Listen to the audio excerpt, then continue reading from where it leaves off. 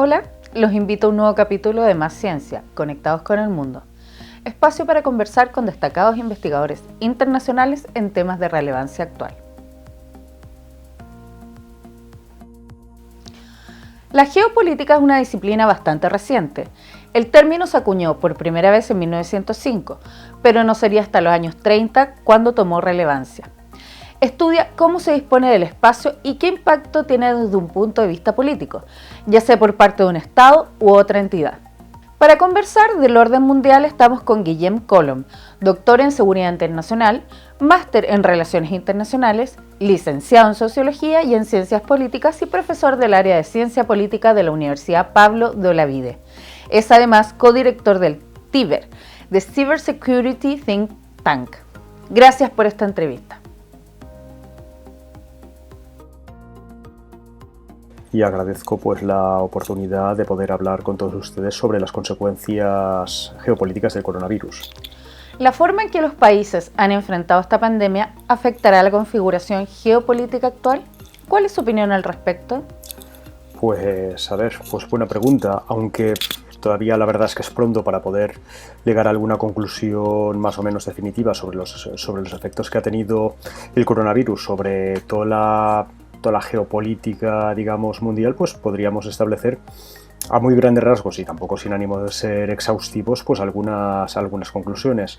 Por ejemplo, quizá la primera es la más evidente, ¿no? que ha puesto de manifiesto las limitaciones de muchísimos sistemas sociales y sanitarios de muchísimos países, y también, vinculado con esto, la misma geopolítica de los productos sanitarios. Hemos visto que muchos países no tenían la capacidad para producirlos ellos de forma nativa, por lo tanto han tenido que comprarlos e importarlos. Y también se ha visto otro elemento también vinculado con este asunto, que era que algunos actores, algunos países venían utilizando esto, digamos, las mismas líneas de suministro como forma de influencia. Otro elemento que también podemos destacar es, obviamente, los elementos políticos a nivel doméstico. Es decir, soy de los que creo que también tendríamos que situar esto en unos contextos más generales. Se ha visto pues como el populismo y el nacionalismo a raíz del coronavirus y de los encierros se ha exacerbado.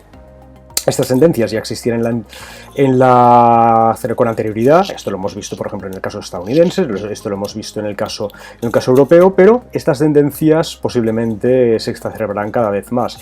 Y también, evidentemente, vinculado con estos asuntos, una limitada cooperación internacional. Esto también tenemos que ponerlo en su contexto de la creciente competición entre potencias y una visión cada vez más clara que estamos yendo otra vez a una política de bloques, no como la de la Guerra Fría, pero con unos bloques más o menos claros, ¿no? Es Estados Unidos y quizá los países de Europa por un lado, quizá Rusia por su lado y evidentemente China como gran, entre comillas, competidor o como gran riesgo para un sistema concreto. Después, quizá, en materia social, pues podríamos comentar los límites de la resiliencia. Estamos hablando, pues, en muchísimos países y muchísimos políticos desde hace años, la resiliencia de las sociedades, y hemos visto que las sociedades quizás son menos resilientes de lo que parece. Después, en materia diplomática, unas cosas que sobre todo se ha visto en muchísimos países europeos es la que podríamos denominar militarización de la ayuda humanitaria. Es decir, hemos visto en este contexto muchísimas operaciones de propaganda utilizando la asistencia humanitaria, la ayuda humanitaria en este caso de respiradores, de máscaras, etcétera, que era propaganda de toda la vida, pero utilizando esos asuntos y evidentemente con elementos geopolíticos que vienen detrás. Después, en materia económica, pues posiblemente lo más evidente, ¿no? Veremos una caída del Producto Interior Bruto de muchísimos países. El debate es, claro, si la crisis irá en V, será en W o en U, pero bueno, que es evidente que a corto plazo veremos que esto tiene tiene efectos. También, quizá, a nivel económico podríamos establecer, claro, como muchísimas empresas se han pasado a la economía digital. Hombre, muchísimas ya estaban en proceso, algunas más consolidadas que otras, pero claro, algunas ahora, para poderse mantener, han pasado, y durante estos confinamientos, cada vez más a vender por internet y adaptarse, porque no solo es vender por internet, adaptarse a los sistemas digitales, de la misma manera que muchísimas administraciones públicas, que esto también les obliga a llegar al siglo XXI, cuando muchas de esas administraciones están todavía ancladas en el siglo XX y hasta incluso, podríamos decir, en el siglo XIX. Evidentemente, vinculado con esto, lo que hemos visto es que Amazon, que ya obviamente es una empresa ya nativa de la economía digital, y en este caso de la venta por internet, que ha mejorado su posición de mercado notablemente. Otra cosa también, se tiene que tener en cuenta que la panacea tampoco no es la economía digital. Hay muchísimas otras economías que evidentemente se tienen que hacer en el mundo físico. Después también, quizá en materia medioambiental, pues podríamos citar los efectos positivos que ha tenido, paradójicamente o no tan paradójicamente, el COVID-19 sobre la parada, todo el tráfico, la parada industrial, etcétera, etcétera. También podríamos hablar de la relevancia que ha tenido la I+D, la inversión en I+D en materia científica. Obviamente, también vinculado con esto, hemos observado que muchísimas de las soluciones tecnológicas que ya vienen de antes, por ejemplo, no sé, el tema del uso de inteligencias artificiales para secuenciar posibles soluciones y facilitar ciertas posibles soluciones, o por ejemplo el uso de Big Data para trazar e identificar casos de contagios, pues hombre, evidentemente esto ha demostrado, es decir, los avances que se han desarrollado en los años anteriores y evidentemente la importancia que tiene, aparte de los asuntos más de cooperación en materia sanitaria, que ha habido en estos años. Después, quizá también citar que en materia de seguridad general, seguridad más, digamos, personal o pública, evidentemente también el asunto de poner tanta gente en sus casas, trabajando desde sus casas, ha habido un incremento de la cibercriminalidad, vinculado por muchísimas razones, evidentemente. Uno, el incremento de la gente que ha comprado cosas por internet y que evidentemente pues en sitios menos seguros o no utilizando, digamos, las típicas, digamos, o vigilando lo que hacía, cómo compraba, y claro, evidentemente pues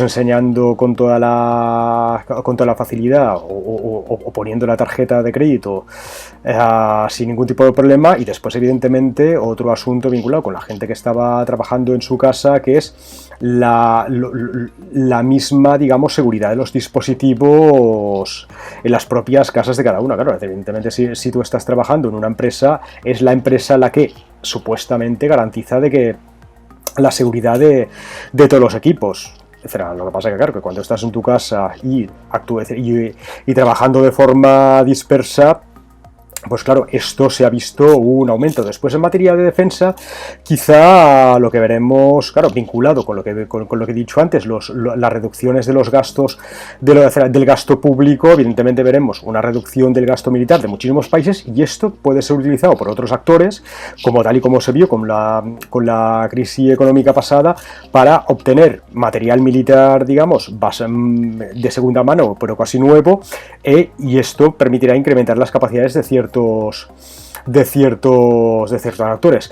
Esto podría ser, a muy grandes rasgos, evidentemente, el asunto económico, el asunto propagandístico, el asunto político, será el asunto de seguridad, algunos de los aspectos básicos que hemos visto a raíz del coronavirus. Lo que sí que es importante tener en cuenta es algo evidente. No parece que se estén generando dinámicas nuevas, sino que las dinámicas que ya existían, más o menos, en materia de globalización, en materia de seguridad, en materia geopolítica, se están demostrando cada vez más claras, y esto evidentemente sobre todo se ve en el caso de China, que ya, es decir, ya muchísimos actores que ya venían algunas controversias antes, por ejemplo con el tema del 5G, con el tema de la penetración económica china en muchísimos países, ahora se ha empezado a ver quizá la preocupación que genera a nivel global el auge chino y cómo China ha utilizado y está utilizando este tipo de cosas para incrementar su posición relativa en el sistema internacional. La geopolítica real está implantada en el espacio digital. ¿Puede profundizar en esta idea? Sí, ¿no? Es decir, a grandes rasgos, a ver, la inteligencia de fuentes abiertas no es algo que surja con Internet. Obviamente ahora con Internet el rastro que dejamos es muchísimo más elevado que antes. Y antes, evidentemente, también el coste de obtener la información era más, entre comillas, más difícil, ¿no? Porque antes, por ejemplo, para obtener cierta información tenías que ir a los periódicos, ir buscando, ir trazando cosas o ir a registros y tal, y ahora pues muchísimos registros, muchísimos periódicos y muchísima, evidentemente, es decir, hacer rastro, sobre todo redes sociales, claro, lo tienes y lo tienes ya fácilmente disponible. Por lo tanto, evidentemente, esto tanto para actores de Estado es fantástico, como evidentemente para empresas de marketing, para empresas de posicionamiento, etcétera, etcétera, etcétera. Es decir, esto tenemos que ser conscientes de lo que hay. ¿Por qué? Porque al final a veces el problema de base es un problema muy simple, que nosotros no entendemos que lo que hacemos en el mundo o nuestra identidad digital la tendríamos que vigilar como la vigilamos, entre comillas, a nivel físico. Y lo que pasa que esto en muchísimos casos no se hace, sobre todo las generaciones más jóvenes, que sobre todo lo que quieren es disponibilidad de las cosas y les preocupa bastante la privacidad. Y pensemos que al final, a ver, de la misma manera que nosotros en nuestras casas pues cerramos con llave, cerramos la puerta para evitar, digamos, que físicamente nos puedan entrar y puedan obtener cierta información o hacer ciertas cosas, pues evidentemente la red tendríamos que hacer más o menos lo mismo. Ahora Internet, es decir, y sobre todo las redes sociales permiten multiplicar el alcance de la desinformación y que además sea infinitamente más fácil. Claro, obviamente antes, para insertar, por ejemplo, desinformación, como hacía sobre todo la Unión Soviética, en un periódico occidental que fuera muy leído, claro, era difícil porque era intentar meter una noticia por vía directa, por vía indirecta, vía periodistas que estuvieran comprometidos o que fueran defensores de la causa. Claro, había sistemas de verificación o la gente dedicaba tiempo a verificar las cosas, y ahora evidentemente pues por muchísimas razones, desde el tema de la crisis que viene experimental del periodismo desde hace años, las plataformas, la proliferación de plataformas online, ahora periodismo, claro, muchos más periodistas mucho peor pagados, etcétera, etcétera, etcétera. Pues claro, ahora evidentemente muchísimas de las fuentes son las mismas redes sociales y también la inmediatez. Por lo tanto, es bastante fácil meter las píldoras, digamos, de desinformación en los sitios, pero tampoco, pensemos, no es necesario tener a periodistas, también ya la puedes lanzar con perfiles falsos o perfiles aparentemente fáciles, y también hemos visto que muchísima gente aparentemente seria, pues también se dedica a viralizar ciertos contenidos que al final se demuestran falsos, pero claro, pero después viene el otro problema. Es mucho más fácil mentir, o digamos, meter la desinformación en el loop, que no, una vez detectas la pieza de desinformación, decir, no, esto es mentira.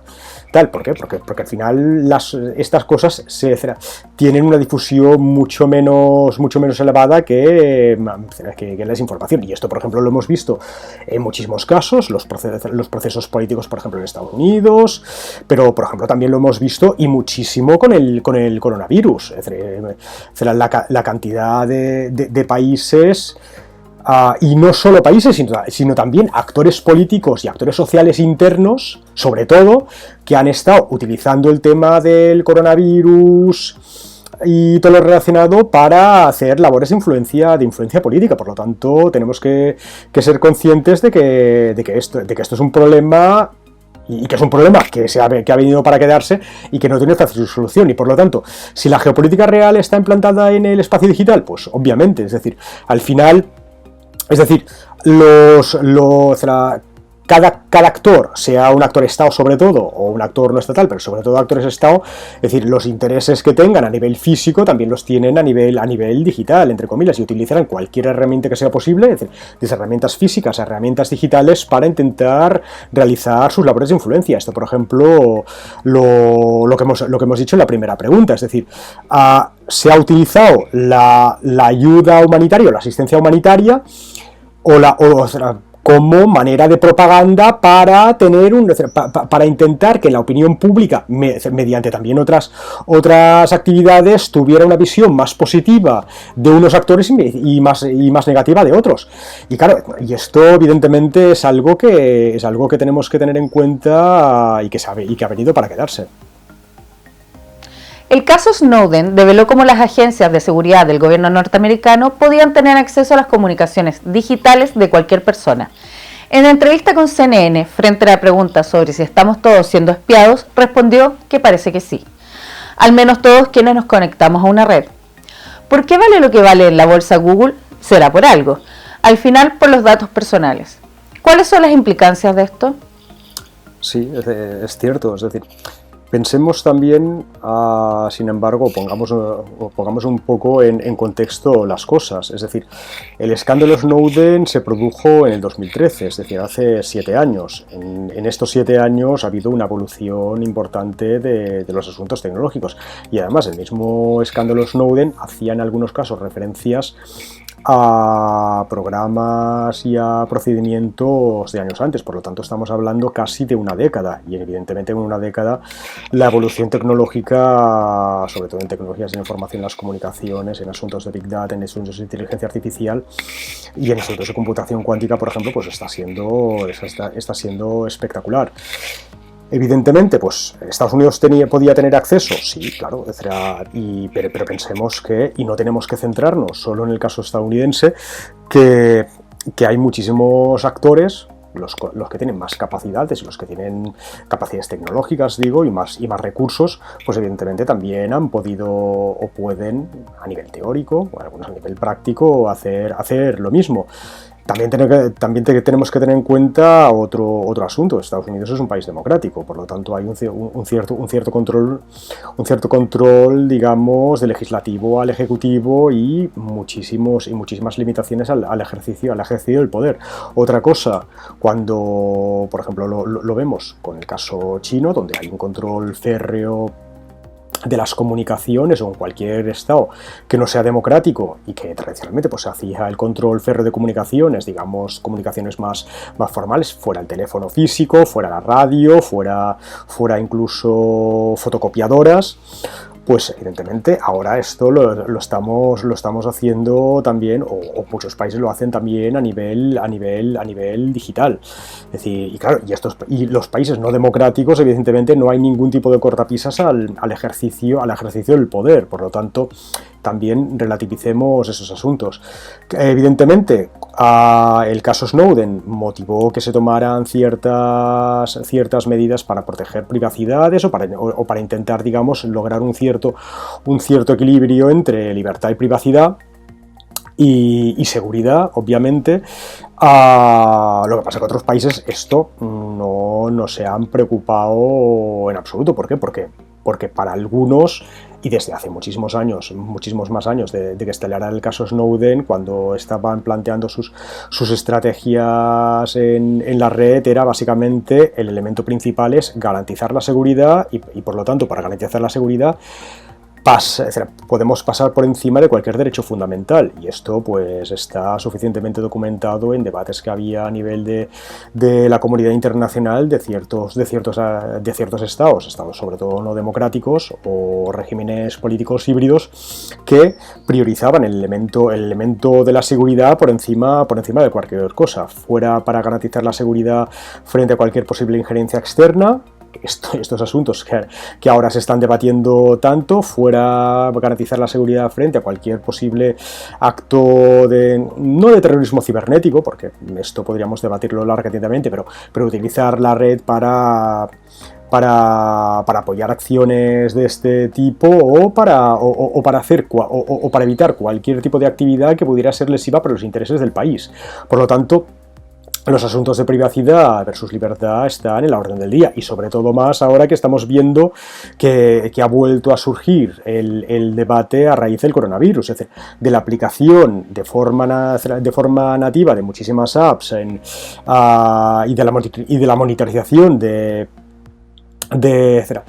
las circulaciones de las personas para intentar controlar la expansión del coronavirus, pues obviamente ha vuelto a generar este tipo de debates. Es decir, tampoco no podemos ser, digamos, o tenemos que ser realistas en relación a este tipo de cosas. Quizá el asunto que sí que se tiene que tener en cuenta es, a ver, hasta dónde se puede llegar, hasta dónde no se puede llegar, evidentemente. Es decir, no se puede, o evidentemente en un Estado democrático no se puede alterar los derechos fundamentales, o no se debería, pero que tendremos cada vez más debates sobre cómo, hasta dónde llegan los derechos fundamentales y las limitaciones que tiene con ciertas monitorizaciones masivas que pueden ser, entre comillas, para nuestra seguridad o para tal. Pues esto será un asunto que tendremos en la orden del día en el futuro. En relación a lo que vale en la bolsa estas empresas, a ver, pensemos que no solo Google, es que al final son muchísimas empresas tecnológicas, que no solo es el hardware, el software que tienen, sino que evidentemente los datos que tienen sobre los usuarios. Pero bueno, pues que al final es un asunto a ver, que podríamos debatir largamente sobre esto. Es decir, actores Estado tienen esto, actores no Estado tienen esto, evidentemente utilizan esto para comerciar con ellos, o utilizan esto para tener una cierta posición de mercado, pero bueno, al final tenemos que asumir que estamos en el siglo XXI y evidentemente algunas cosas no deberían ser así, pero la realidad es la que es, y es donde vamos. Y por ejemplo, pensemos esto, sin hablar más del asunto, con el debate que se generó con la misma implantación del 5G en países europeos y en Australia. Es decir, si una empresa como era China podía hacer la red de 5G, los efectos que tendría, ¿verdad? Cuando el debate quizá no solo es este, sino también es otro, sobre todo que el 5G abre la puerta ya al estallido total del Internet de las cosas, y aquello, claro, con tantos sistemas poco protegidos y pasando información en las 24 horas del día desde múltiples sensores, pues claro, esto evidentemente es una fiesta para los que les gusten los datos. Muchas gracias, Guillem, por responder a nuestras inquietudes.